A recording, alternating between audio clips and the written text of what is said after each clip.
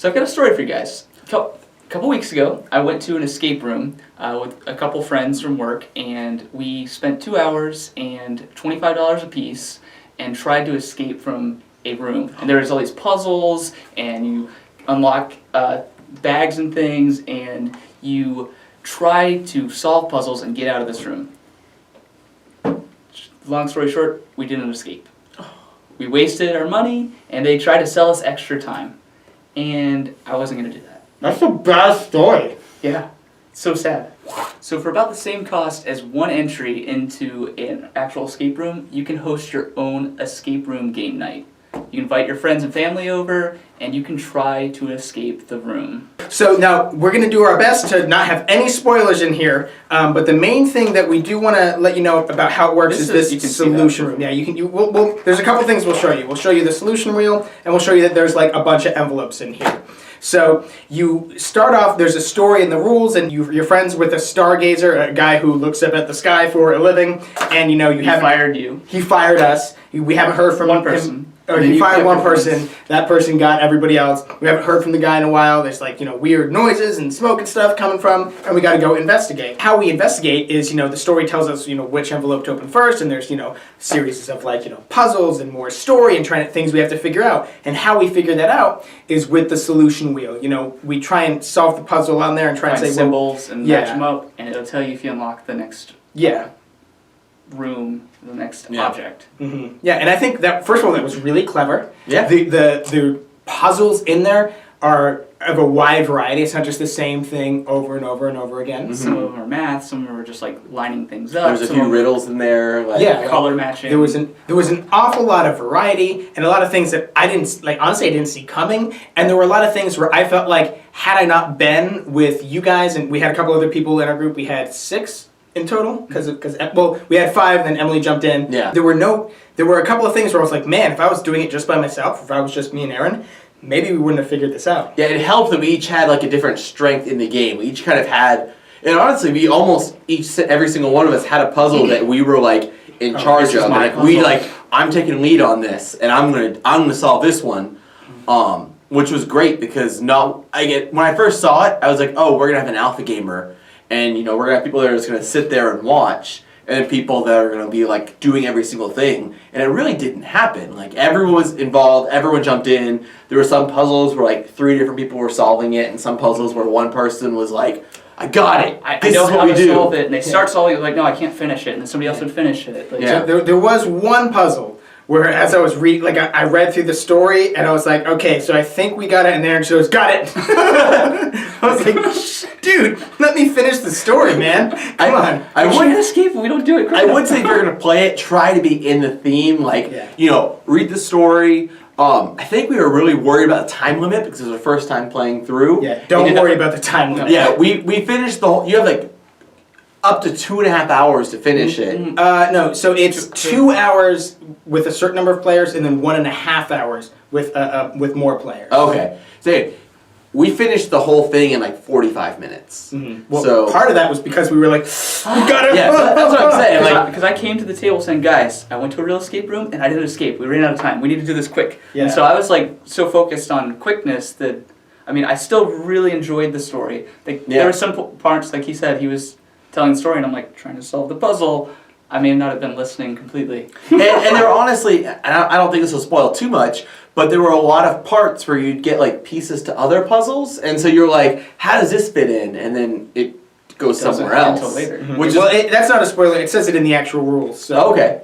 I don't read rules. No, nobody reads. None of us read rules. So the biggest detriment I'd say that this had for me, there's 2. There's 2 negatives I'm going to talk about. One is where Wes was saying how you really have to get into the theme. In an actual escape room, you literally cannot leave the room unless you physically solve these puzzles and you obtain a key or you find things that are actually, they're physically there. Here, in theory, you can just open everything up, right? Which would be dumb to do anyways, but it's that idea of, if you wanted to just spin this solution wheel around, you got frustrated, you could do it. But don't. You gotta get into that spirit of it, And the other thing is, this one in particular, the mystery at Stargazer's Manor, was a little easy. Can we agree with that? Yeah, it was definitely, again, we solved it in 45 minutes. There was like one puzzle that we got hung up on for a minute that took us a little bit, and it wasn't even that it was like super difficult, it was just time consuming. Mm-hmm. Trying all the different like trial and error we had. Yeah, but it was definitely, I don't want to say beneath us, but it wasn't as mentally stimulating as I would have liked. This is a good family game. It says ages 10 and up. So yeah, and so if you're playing with like your kids or you have a younger group, this is definitely awesome. If you're playing with an older group, this particular one, you might want to set your time limit a little less and try and really force yourself. What I think he's getting at is this story was a little bit easy. They're definitely coming out with more. I know in particular the next one is slightly more adult. The age requirement is a little bit different, and it's more like, a bit more malicious. The story has something to do with like maybe somebody's tricking you into coming to this house type of thing. So it's kind of like has, again, a bit more of a macabre sort of feel to it. So that I do like that, and I wish that they had their own Think Fun's own level of difficulty printed on it. What I mean? Because the age requirement, sure, it's fine, but if they had their own little bar system, like this one's a 7, this one's a 4, just those two numbers. I think that one of the detriments that I thought, and I didn't really think this, but I know when we talked about it on Instagram, a lot of people mentioned this, is that it's a strictly one-time playthrough. There's some like Mansions of Madness, there's mysteries, but you could play through another one, and there's like different variations that the keeper can take. Once you play through this game, that's it, it's done. Like, we did our best to put it back together, and we may give it to one of our, local game stores, or, give it to a friend to try to play through, but you really can't sit in this again, because, like, the puzzles you solve, but what you're really getting is the story out of it, and, like, the group atmosphere of going through this story together. That being said, Mansions of Madness is like $100. Time Stories is the same thing, it's like $60. This was nowhere near that, and you can play with up to 8 players, so you can split that amongst everybody. And that's what I was going to say, is that if you look at it, you each put in like $4 or $5 for a game night, and I think you really could focus a game night on this, like play this and some fillers before and after, and I think this could be a focus to your game night.